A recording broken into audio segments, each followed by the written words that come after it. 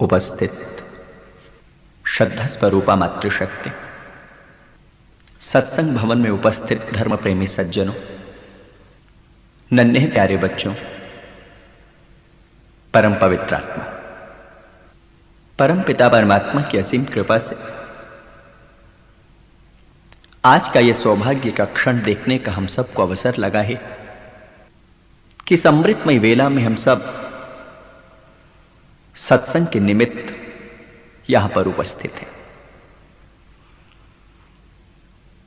निश्चित रूप से जब मनुष्य भगवान का संग करता है, भगवान के गुणों का ध्यान करता है, भगवान के स्वरूप का ध्यान करता है, तो वह अपने जीवन में आनंद और अमृत की प्राप्ति करता है। और इस दृष्टि से आप बहुत सौभाग्यशाली हैं कि आनंद और अमृत के प्राप्ति हेतु यहां पर उपस्थित हैं। बड़े शांत भाव से एकत्र होकर मेरी बातों को सुन रहे हैं।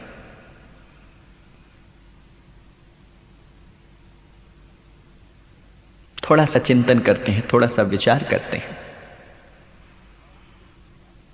और आज जो हम विचार करेंगे, आज जो हम चिंतन करेंगे,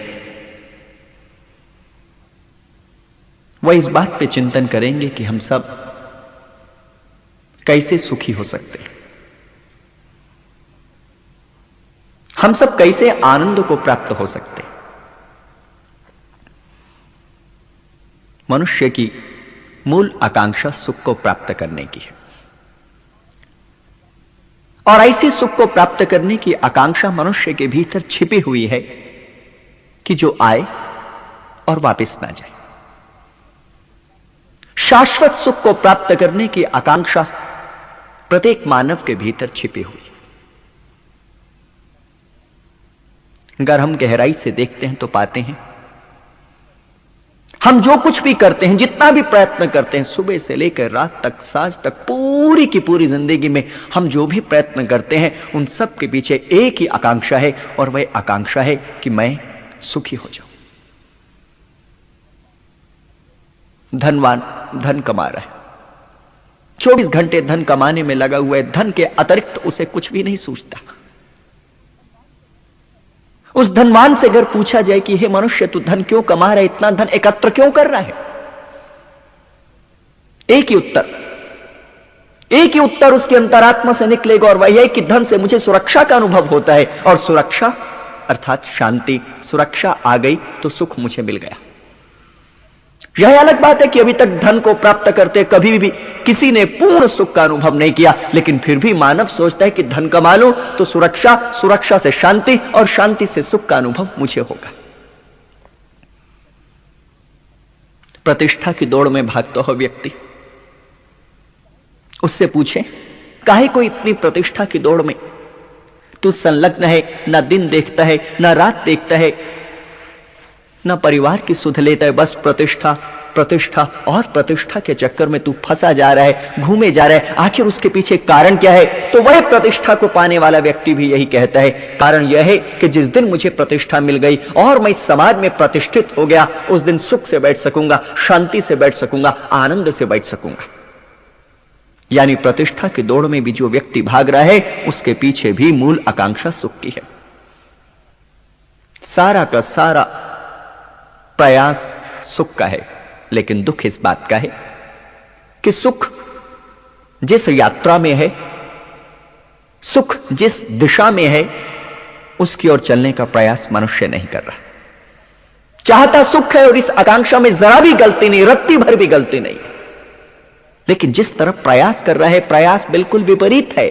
जैसे कोई व्यक्ति चाहे कि मैं सुवासित हो जाऊं, मैं सुगंधित हो जाऊं, मेरे पूरे शरीर में, मेरे अंतरात्मा में सुगंध ही सुगंध हो जाए, तो उसके लिए अनिवार्य है कि वह वाटिका में जाए, वह उस स्थान पे जाए जहां पे उद्यान हो, वह उस स्थान पे जाए जहां पे फूलों की सुवास उठती हो, मादक वातावरण हो, वहां पे अगर वह जाएगा तो निश्चित रूप से पुलकित हो जाएगा, सुगंधित हो जाएगा, सुवासित हो जाएगा। और इसके विपरीत अगर वह दुर्गंध से भरे क्षेत्र में जाता है, उस स्थान पे जाता है जहां पे दुर्गंध ही दुर्गंध है, तो ऐसा व्यक्ति कितना भी प्रयास कर ले, वह कभी भी सुगंधित नहीं हो सकता, क्योंकि उसने यात्रा गलत दिशा में की है। माना कि हम सबकी मनोकांक्षा ठीक है, हम सुख चाहते हैं, स्थायी सुख चाहते हैं, शाश्वत सुख चाहते हैं, तो अनिवार्य है हम सब के लिए कि हम उस दिशा में गति करें जहां से हमें सुख मिल सकता है, शांति मिल सकती है, आनंद मिल सकता है। तो आए नीतिकार महामना विदुर के अनुसार थोड़ा सा चिंतन करते हैं, थोड़ा सा विचार करते हैं कि कैसे हम सब सुख को प्राप्त कर सकते हैं, कैसे हम सब आनंद को प्राप्त कर सकते हैं। और विदुर जी के बारे में जो संकेत इतिहास में मिलते हैं, अनेक संकेत मिलते हैं, उनमें से एक छोटी सी बात मैं कहना चाहूंगा, और वह यह है कि वह महात्मा है, पुण्य आत्मा है, पवित्र आत्मा है। और जो कह रहे हैं अंतस की गहराइयों से कह रहे हैं, स्वार्थ नहीं है, परमार्थ के लिए कह रहे हैं। जो कह रहे हैं सबके कल्याण के लिए कह रहे हैं, जो कह रहे हैं सबको आनंद देने के लिए कह रहे हैं। और शास्त्र में जो महात्मा व्यक्ति का लक्षण कहा गया है कि महात्मा उसे ही समझना चाहिए जो मन वचन और कर्म से एक हो। जो व्यक्ति मन वचन कर्म से एक है वे महात्मा, और ठीक इसके विपरीत जो मन वचन कर्म से एक नहीं है, जिसके भीतर विसंगतियां पाई जाती हैं, ऐसा व्यक्ति दुरात्मा है। लेकिन अगर हम विदुर जी के चरित्र को देखते हैं और उसका गहराई से अध्ययन करते हैं तो हमें पता चलता है वह शास्त्र की उस कसौटी पर कि महात्मा उसे ही स्वीकार करें जो मन वचन कर्म से एक है, अक्षरशः सत्य सिद्ध होते हैं। और ऐसे महात्मा ने विदुर नीति के अंतर्गत बहुत उपाय बतलाए हैं, बहुत संकेत दिए हैं, अनेक मार्ग प्रशस्त किए हैं कि जिन पर चलकर मनुष्य सुखी हो सकता है, जिन पर चल के मनुष्य आनंदित हो सकता है।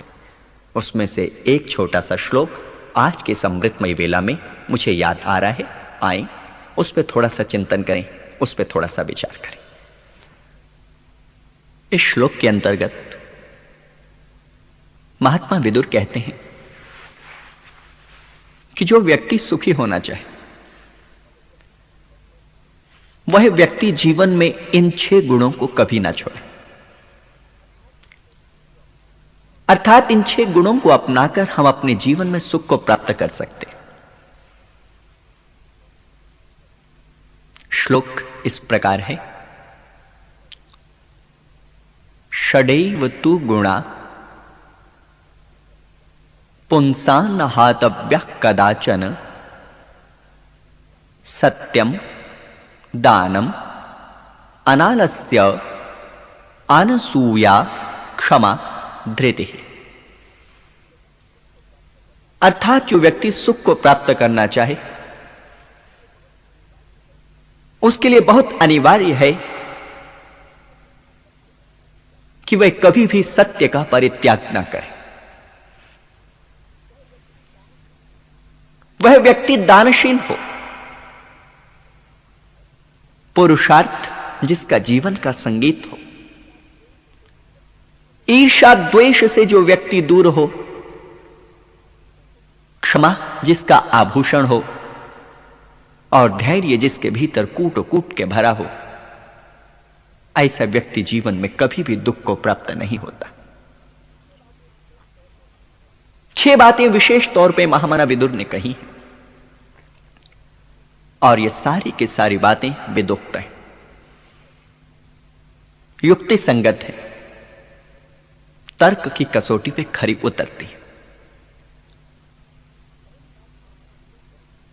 पहली बात महामना विदुर कहते हैं कि जो सुख चाहते हैं सत्य के मार्ग पे चले, सत्य वक्ता बने,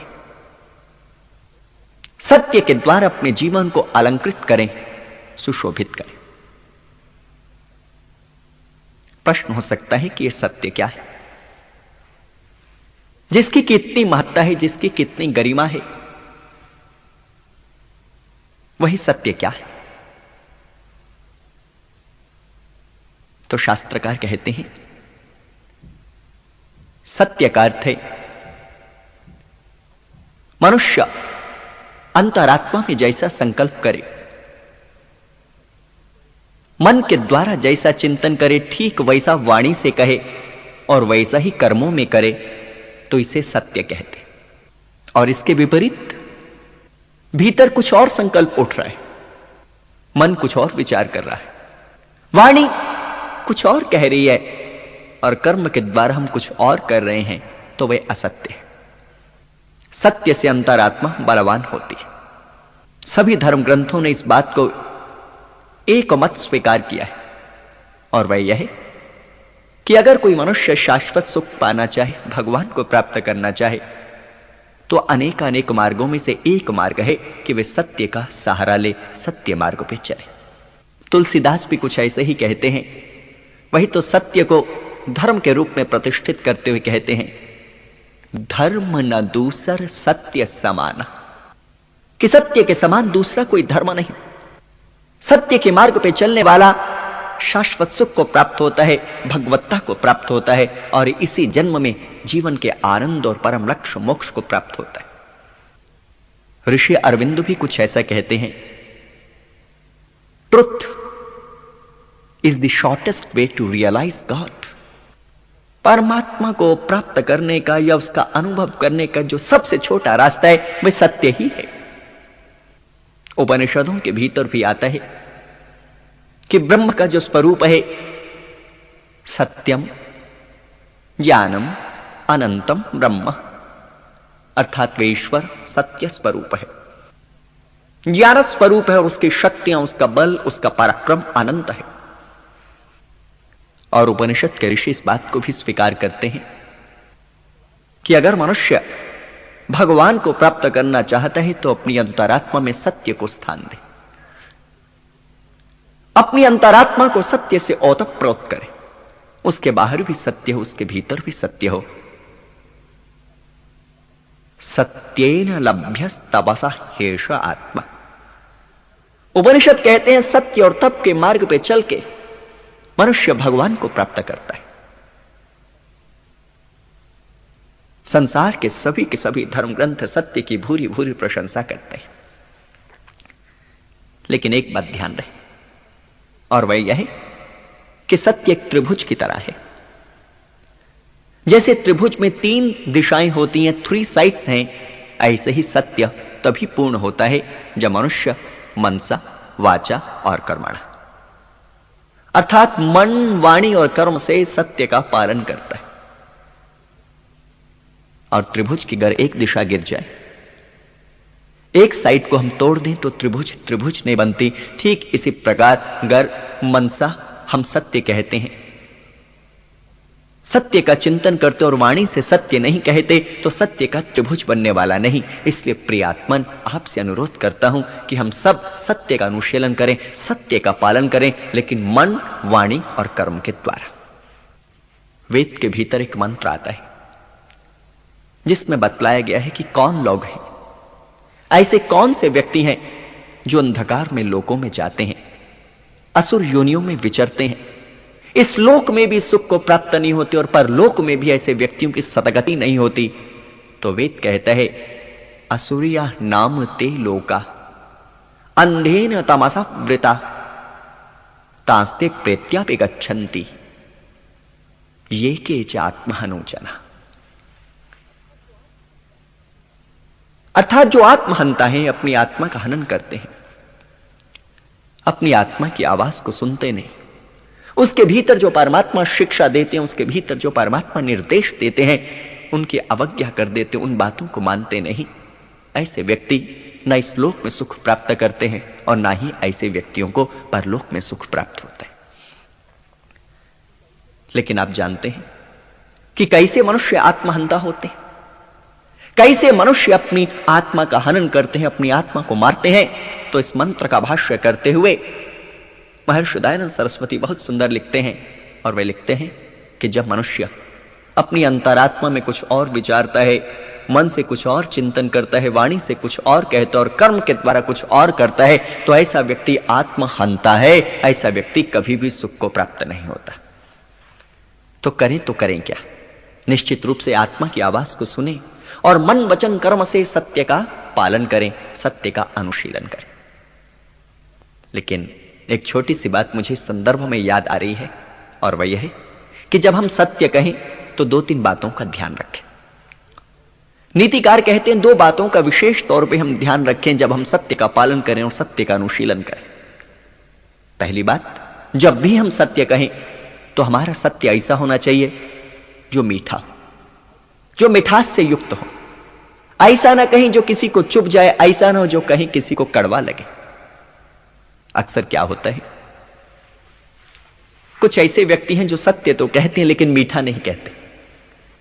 सत्य पे अडिग हैं, सत्य को कभी भी नहीं छोड़ते, चाहे दुनिया इधर से उधर हो जाए, वही सत्य को नहीं छोड़ते। लेकिन उनकी वाणी बहुत कर्कशा है, उनकी वाणी बहुत कटु है। और वाणी ऐसी होनी चाहिए कि आपके दुश्मन भी आपके अपने हो जाए। लेकिन वही इस बात को नहीं स्वीकार करते हुए सत्य कहते हैं। कई लोग हैं जो केवल सत्य ही कहते हैं लेकिन मिठास पूर्ण सत्य नहीं कहते, वाणी के भीतर मिठास के अमृत को नहीं घोलते। और कई ऐसे हैं जो मीठा तो कहते हैं लेकिन सत्य नहीं कहते। उनकी वाणी में आपको मिठास तो मिलेगा लेकिन दूर दूर तक सत्य की कहीं भी झलक नहीं दिखाई पड़ेगी। और नीतिकार कहते हैं दोनों के दोनों ही गलत है।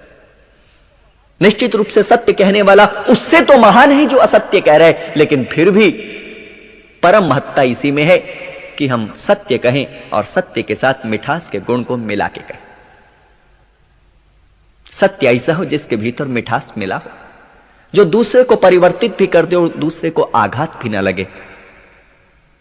सत्यम ब्रूयात प्रियम ब्रूयात, अर्थात सत्य कहो मीठा कहो। ऐसा सत्य कहो जो मीठा हो, जिससे दूसरे का परिष्कार भी हो जाए, दूसरे का सुधार भी हो जाए। लेकिन हम करते क्या हैं, अगर कोई व्यक्ति गलती कर रहा है, निश्चित रूप से गलती कर रहे तो दुख पाएगा, लेकिन हम ऐसा कह देते कि उसको चोट लग जाती है, उसको आघात लग जाता है और वह सत्य के मार्ग पे नहीं आता। सत्य के मार्ग पे लाने के लिए हमें ऐसा कहना है कि उसका भी सुधार हो जाए और वह व्यक्ति सत्य के मार्ग पे भी आ जाए। मुझे याद पड़ती है छोटी सी एक घटना, है तो साधारण सी घटना, लेकिन इस साधारण सी घटना में एक बहुमूल्य बात छिपी हुई है, और वह यह है कि सत्य कहें और मीठा कहें। एक जगह में प्रवचन करता था और प्रवचन करते देख रहा था काफी संख्या में लोग थे। तो लोगों की एक बड़ी पुरानी आदत है, आदत क्या है, वही सत्संग भी सुनते हैं और सत्संग सुनते सुनते दुनिया के अनेक कार्यों को बनाते भी रहते हैं। कई महाशय ऐसे हैं कि बातें करते रहते हैं, कई महाशय ऐसे हैं कि दूसरों को देखते रहते हैं, और कई भक्त ऐसे हैं जो साथ में घर के कार्यों का भी निपटारा कर देते। तो एक जगह प्रवचन करते, बड़ी रोचक सी बात आपसे कहने जा रहा हूं, बड़ी अद्भुत सी घटना घटी। और हुआ यूं, प्रवचन चल रहा था, एक तरफ स्त्रियां बैठी थी, एक तरफ पुरुष बैठे थे। पुरुष ध्यानमग्न होकर सुन रहे थे, लेकिन स्त्रियां, सर्दियों के दिन थे, प्रवचन भी सुने जा रही थी और साथ में स्वेटर भी बुनती जा रही थी। जबकि नियम तो यह है कि मन एक समय में एक ही काम को पूरी एकाग्रता से कर सकता है। आप चाहें कि सत्संग भी सुन ले, आप चाहें कि स्वेटर भी बुन ले, आप चाहें कि दुनिया भर के कार्यों को भी बनाते रहो, सत्संग भी सुन ले, तो नहीं प्रियात्मन, यह संभव नहीं। मन को एकाग्र कीजिए कि जो शब्द कहा जा रहा है वे आपकी अंतरात्मा में उतर जाए। इतनी एकाग्रता से सुनिए कि कान ही ध्यान हो जाए और ध्यान ही कान हो जाए, तो जो सुना जाएगा वह सम्यक श्रवण होगा और इस श्रवण से आपके लिए सुख का द्वार खुलेगा। तो मैं बात आपसे कह रहा था, माताएं स्वेटर भी बुन रही थी, सत्संग भी सुने जा रही थी, और बड़े मजे की बात, मेरा जो विषय था वो एकाग्रता पे ही था, कंसंट्रेशन पे ही था। तो मुझे लगा इन्हें सावधान करना चाहिए कि जब मैं एकाग्रता की बात कर रहा हूं तो ये पूरी एकाग्र होकर मेरी बात को सुने। और मैंने तुरंत उस समय कहा कि देखो, वैसे तो बहुत कठिनाई से आप सत्संग में आते हो, और जब सत्संग में आते हो तो सत्संग पूरा नहीं सुनते, अधूरा सुनते हो। कई बार शब्द नहीं सुन पाते और कई बार शब्दों का अपने ही ढंग से अर्थ निकाल लेते हो, चलो वो भी नहीं, लेकिन आपने तो हद कर दी, और हद इस बात की कर दी कि बैठे भी हो, सत्संग भी सुन रहे हो, ना जाने क्या सुन रहे हो, और साथ में स्वेटर भी बुनते जा रहे हो। यह सुनने का ढंग नहीं, यह सुनने की कला नहीं। इससे अच्छा हो कि आप आओ ही ना। और अगले दिन जब मैं प्रवचन देने के लिए सत्संग भवन में पहुंचा तो बड़ी अजीब सी स्थिति मैंने देखी। और अजीब सी स्थिति मैंने क्या देखी कि पुरुष तो विद्यमान है लेकिन स्त्रियां नदारत हैं। पुरुष तो समय से पहुंच गए लेकिन माताएं नजर ही नहीं आ रही। अब मुझे लगा ये तो बहुत अजीब सी बात हो गई। मेरा उद्देश्य ठेस पहुंचाना नहीं था, मेरा उद्देश्य तो एक ही कारण है, मेरा उद्देश्य तो सबको लाना है और सत्संग के इस अमृतमय गंगा में सबको स्नान कराना है। लेकिन यह तो बड़ी अजीब सी बात हो गई, पुरुष तो आ रहे हैं और जो माताएं आती थी उनमें से कोई भी नहीं आ रहा। अब मैंने व्यवस्थापकों से बात की, मैंने पूछा क्या कारण है। किसी और जगह सभी को जाना था, सभी माताएं क्या किसी और जगह चले गई, या इतनी बिजी हो गई कि सत्संग में नहीं आ पाई, अति व्यस्त हो गई क्या? तो एक सज्जन ने बिल्कुल सीधी सी बात मुझे कही और बड़े ही शांत स्वर से कही कि मैं विनम्र निवेदन यही करना चाहता हूं कि कल जो आपने सत्य कहा तो ठीक, लेकिन वे माताओं को ऐसा चुभ गया कि वह आने को तैयार ही नहीं। वह कहती हैं बात तो ठीक कही है, लेकिन कहने का ढंग ठीक नहीं था। बात तो सत्य थी लेकिन बहुत कड़वी थी।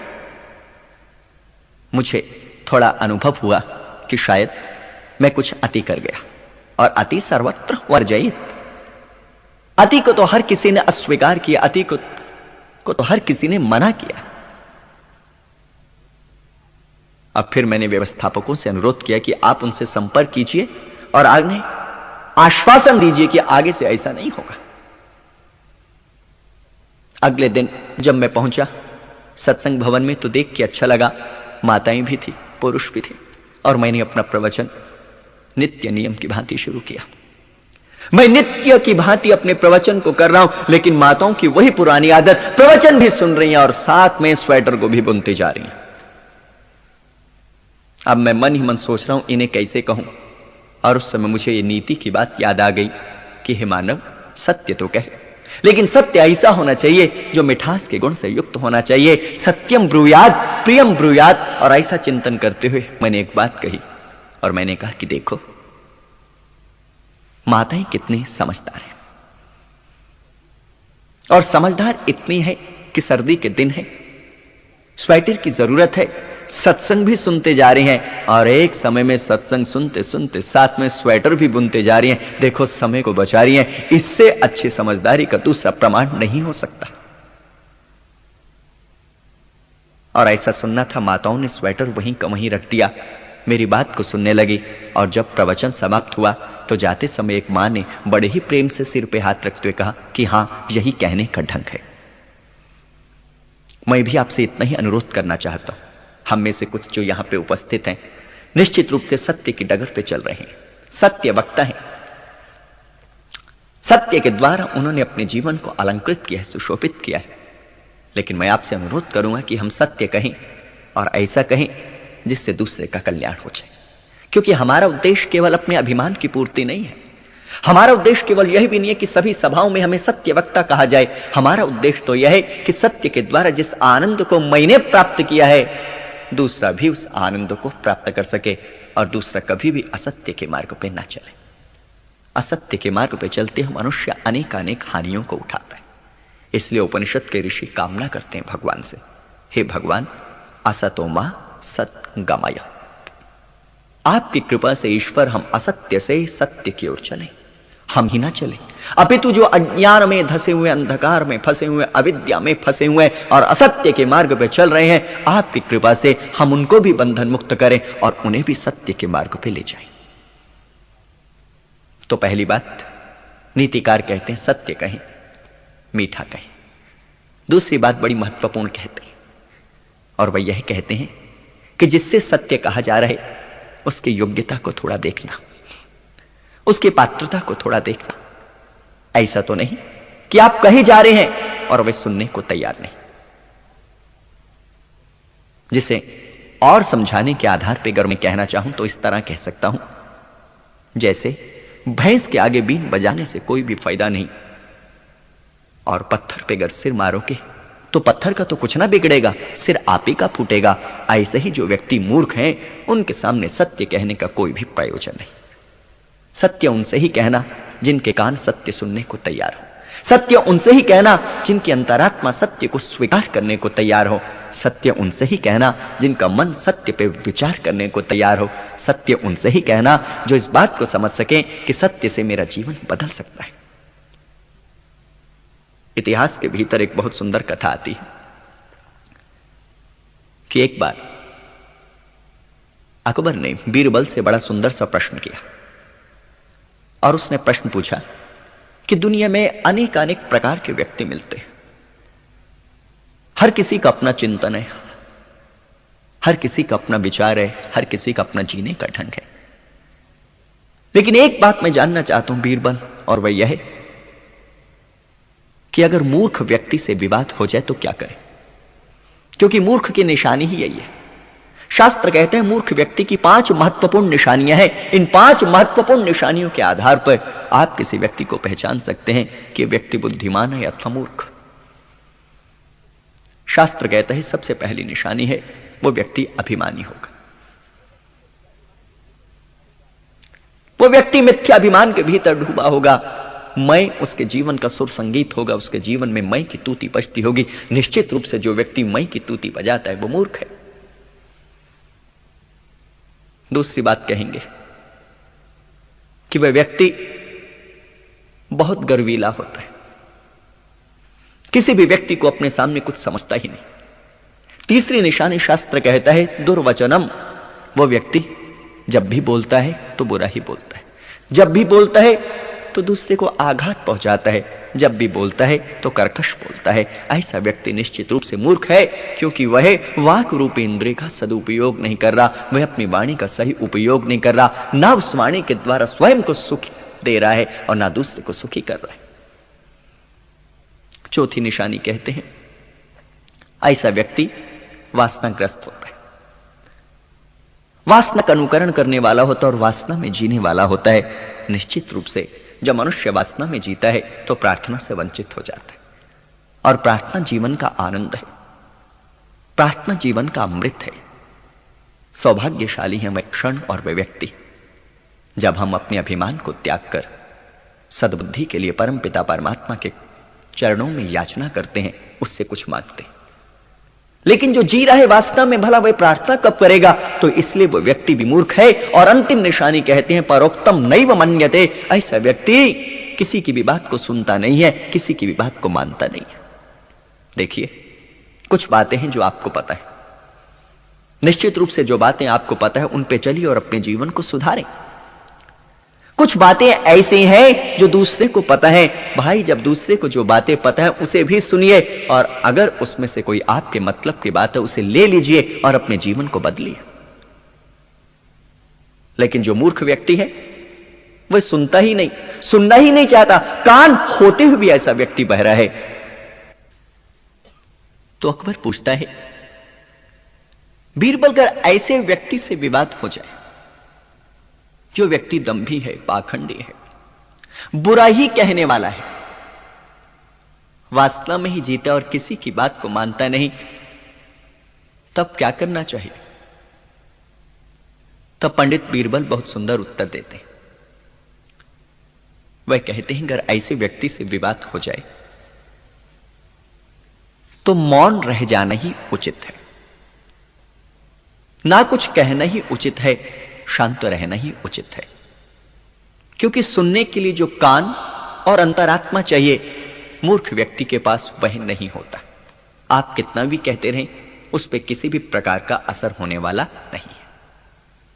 इसलिए मैं आपसे भी निवेदन करता हूं कि मूर्ख व्यक्ति के साथ विवाद करते हुए अपनी शक्ति का अपव्यय मत कीजिए, अपनी शक्ति को खर्च मत कीजिए, उसी शक्ति को बचाइए और जब कोई उपयुक्त पात्र मिले तो सत्य की डगर पे उसको ले चलिए। तो नीतिकार कहते हैं पहला गुण है सत्य, जिसके द्वारा मनुष्य को सुख की प्राप्ति होती है। और योग वाले भी बतलाते हैं कि सत्य परम तप है, तप से परमात्मा की प्राप्ति होती है, और जो सत्य रूपी तप को करते हैं ऐसे व्यक्ति परमात्मा को पाते हैं।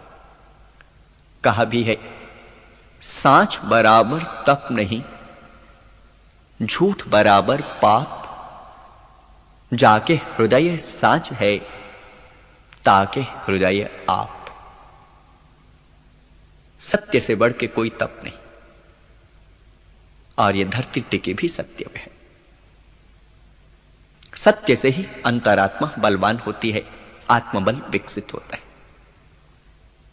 इसलिए अगर हम भी सुखी होना चाहते हैं तो सत्य को अपनाएं, मीठा कहें और पात्र व्यक्ति के सामने सत्य के अमृत को पूरा का पूरा उड़ेल दे।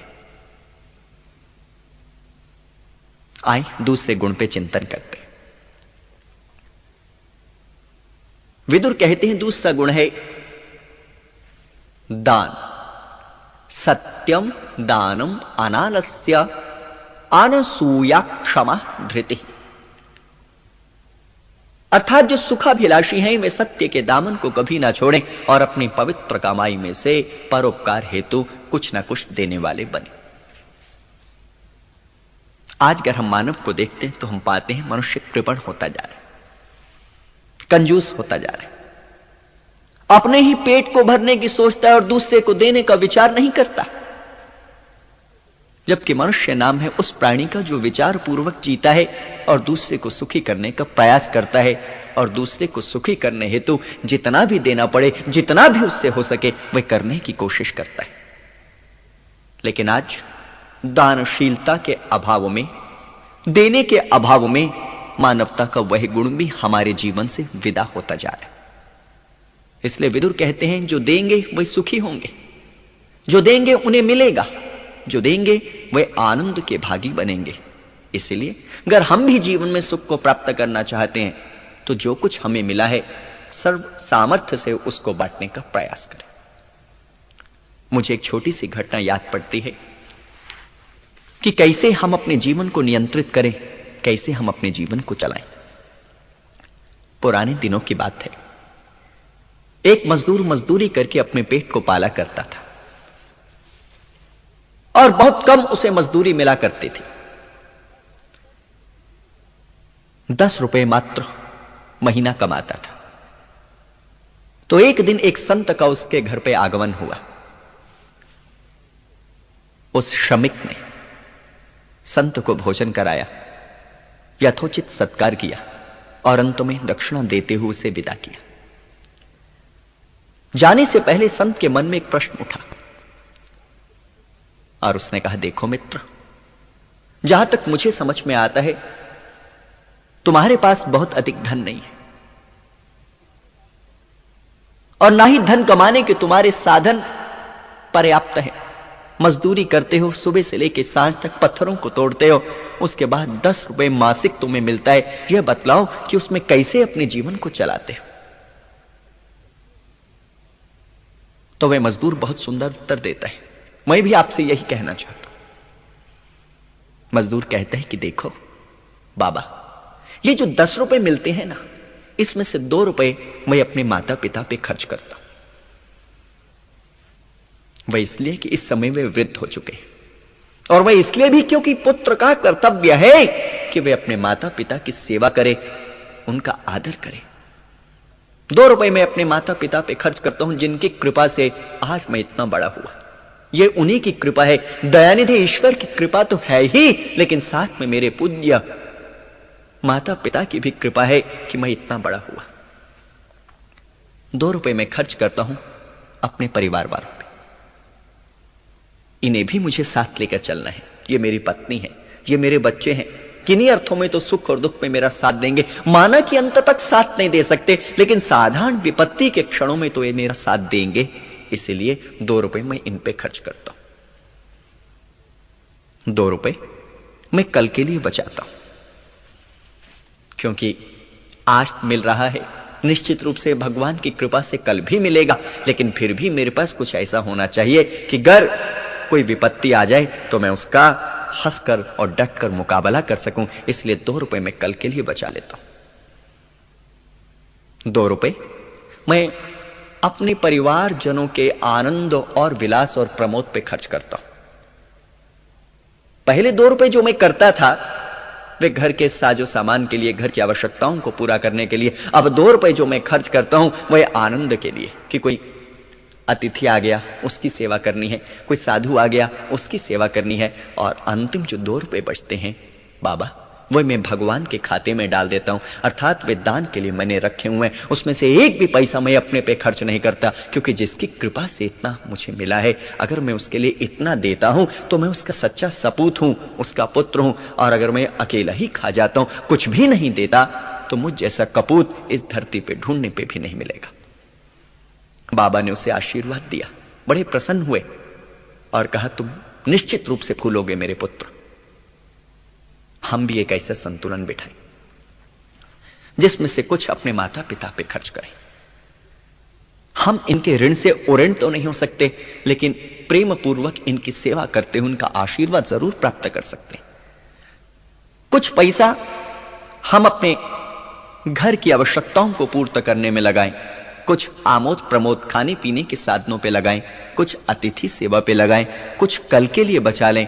और प्रियात्मन, सबसे महत्वपूर्ण यह है, जिसकी कृपा से इतना सब कुछ मिला है, कुछ ना कुछ उसके लिए भी देने का प्रयास करें।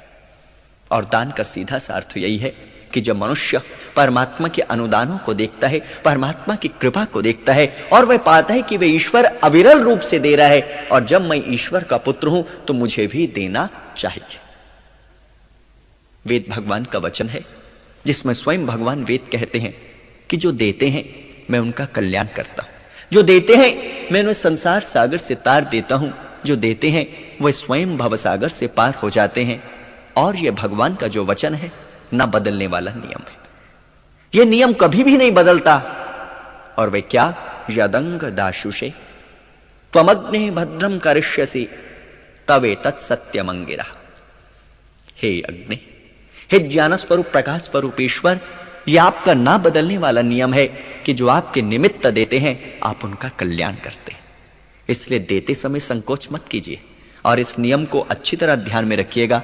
जो दिया जाता है, जिस भाव से दिया जाता है, वही अनंत गुणा होकर हमें प्राप्त होता है। यह प्रकृति का नियम है। एक्शन का रिएक्शन होता है, क्रिया की प्रतिक्रिया होती है, और इस प्रकृति में एक नियम काम कर रहा है, और वह आदान और प्रदान का नियम है, गिव एंड टेक का नियम है, लेने और देने का नियम है। अगर हम संसार के व्यवहार को भी देखते हैं तो संसार के सभी व्यवहार लेने और देने पर ही आश्रित है।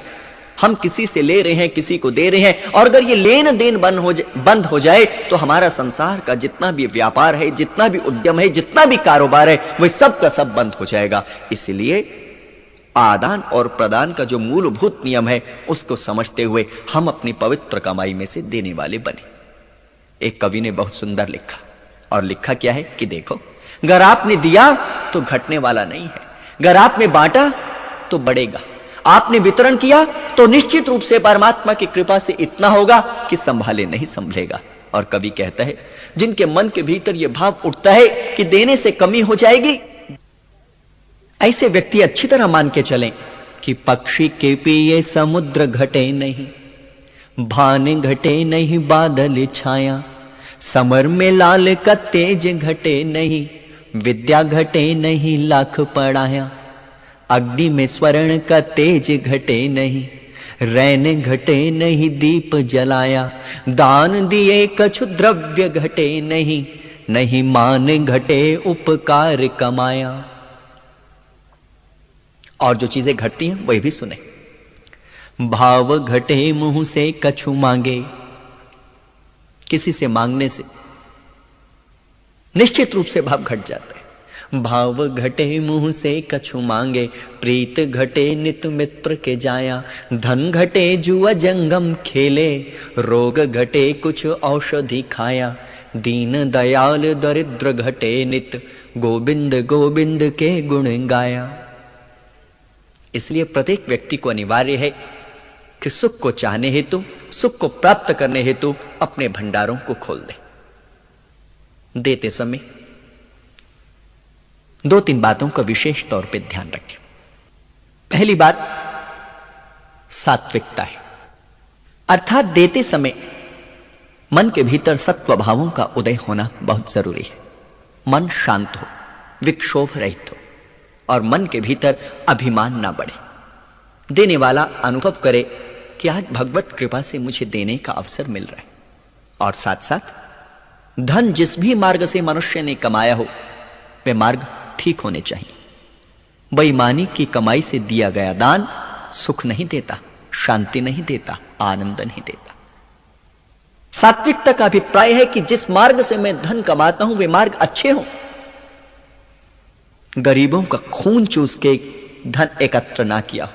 सामान्य रूप से क्या होता है, पहले शोषण करते हैं फिर दान करते हैं। पहले खून चूस लेते हैं, फिर भरपाई हेतु दान करते हैं। नहीं, सात्विकता का अभिप्राय केवल इतना है कि मेरा मार्ग जो कि धन कमाने का मार्ग है, सत्य हो, वेदोक्त हो, धर्मानुसार हो, न्याय युक्त हो। मैं ऐसा धन ना कमाऊं कि धन तो मैं प्राप्त करता जाऊं, लेकिन उस धन को प्राप्त करने के साथ साथ मेरे मन के भीतर चिंताएं भी बढ़ती जाएं। और ध्यान रहे, अगर आपने पहले शोषण किया तत्पश्चात दान दिया, या आपका जो धन है कमाया हुआ धन है, गलत मार्गों से कमाया हुआ धन है, और उसके बाद आप दान देते हैं, तो जिसको भी मिला है वह भी उसका सदुपयोग नहीं करेगा।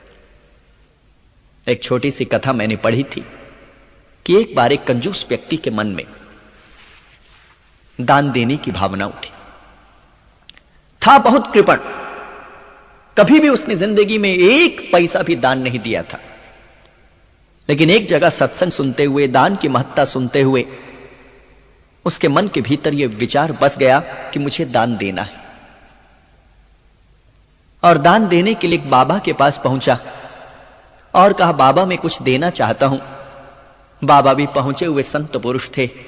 उन्होंने कहा, भाई जब देना ही चाहते हो तो पूछना किस बात का, दो, अविलंब दो, बिना रुके दो, देने से आनंद है, देने से अमृत है। लेकिन उस सेठ ने एक शर्त लगा दी कि बाबा मैं दूंगा तो जरूर, लेकिन देखना चाहता हूं कि जिस व्यक्ति को मैं देता हूं वह उसका कैसे और किस तरह से प्रयोग करता है। बाबा ने कहा, ठीक है, बैठो, अभी जो भी व्यक्ति पहला आएगा उसको हम तुम्हारे दान की धनराशि दे देंगे और देखेंगे, पीछे पीछे चलेंगे, देखेंगे वो क्या करता है। एक निर्धन व्यक्ति आया, फटे हाल था, कंगाल था, और उसने याचना की कि उसने भोजन को नहीं खाया, कुछ दें। इस व्यक्ति का हृदय पसीजा और इसने कुछ धनराशि उसे दान के स्वरूप में दी। दान से प्राप्त राशि को लेकर वह चला बाबा, और वह व्यक्ति जिसने धन दिया था, दान दिया था, वह भी पीछे पीछे चला। थोड़ी दूर जाके देखते क्या है कि जिसे दिया था वह सबसे पहले शराब घर में गया और उसने कुछ धन वहां पे लुटा दिया। वहां से निकलने के बाद वह वैश्या के पास गया, कुछ धन वहां पे लौटा दिया, और ऐसे ही आगे जाता गया और बेकार की जगह पे, बेकार के स्थानों में धन को लुटाता गया और अंत में जाके सो गया। सेठ का माथा ठनका, बहुत परेशान हुआ और उसने बाबा से कहा कि वैसे तो मैंने जिंदगी में कभी भी दान नहीं किया, और आज दान किया तो दान किए धन की इतनी दुर्गति, वो कैसे? बाबा ने कहा, इस प्रश्न का उत्तर मैं तुम्हें कल दूंगा। कल तुम यहां पे आना, मैं भी दान दूंगा और मैं तुम्हें बतलाऊंगा कि तुम्हारे धन की दुर्गति किस कारण से हुई। अगले दिन निश्चित समय पे वे सेठ पहुंचा, बैठा ही था, इतने में एक व्यक्ति आया। उसने बाबा से धन की याचना की कि बाबा बहुत भूख लगी है, जोरों से भूख लगी है, कुछ दो। बाबा ने अपनी पोटली में से कुछ निकाला, दिया। वो व्यक्ति धन की राशि लेके चला। अब बाबा और ये सेठ भी उसके पीछे पीछे चल पड़े। देखते क्या है, वे सबसे पहले मंदिर में जाता है और अपने ही जैसे दीन दुखियों के लिए कुछ सहायता रूपी धन देता है। फिर वह उसके बाद वहां पे जाता है जहां पे सत्संग चल रहा है, कुछ धन वहां पे देता है। उसके बाद अपने पे खर्च करता है और बाद में परिवारजनों पे खर्च करता है और उसके पश्चात आनंद की नींद सो जाता है। यह सब देखकर सेठ के पांव के नीचे से धरती खिसक जाती है और वह कहता है, माजरा क्या है, कारण क्या है? मैंने दिया, दुर्गति हो गई। आपने दिया, इतना सुंदर उपयोग, कारण क्या है? महात्मा बोले, प्रिय, कारण केवल इतना है कि मैंने जो धन कमाया है वह सात्विकता से कमाया है। मेरे धन में सात्विकता कूट कूट के भरी हुई है। मेरी कमाई गाड़े पसीने की। प्रभु भजन करता हूं, प्रभु के नाम का ध्यान करता हूं, लोगों को सत्योपदेश करता हूं, सत्य की डगर पे ले जाता हूं और उसके पश्चात जो मुझे मिलता है उसमें से भी कुछ भगवान के निमित्त निकालता हूं और तत्पश्चात प्रयोग करता हूं। और तुम्हारा जो धन है वह धन शोषण करके कमाया गया है, अत्याचार करके कमाया गया है। तुमने पहले शोषण किया, उसके बाद धन को एकत्र किया और धन को एकत्र करते करते तुम्हारी अंतरात्मा ही मर गई। तुमने गलत मार्ग से धन कमाया, इसलिए तुम्हारा गलत मार्ग से अर्जित धन गलत राह पे गया और मेरा प्रभु भजन प्रभु संगीत से पाया गया मिला गया धन सही मार्ग पे गया। तो पहली बात, हम सात्विकता का ध्यान रखें, शोषण ना करें, जो भी हो उसमें से देने का प्रयास करें और मान के चलें। बारंबार यही अनुरोध करता हूं कि देखो, धरती का एक नियम है और नियम क्या है कि अगर आप धरती में एक दाना बोते हैं तो अनंत आपको प्राप्त होता है।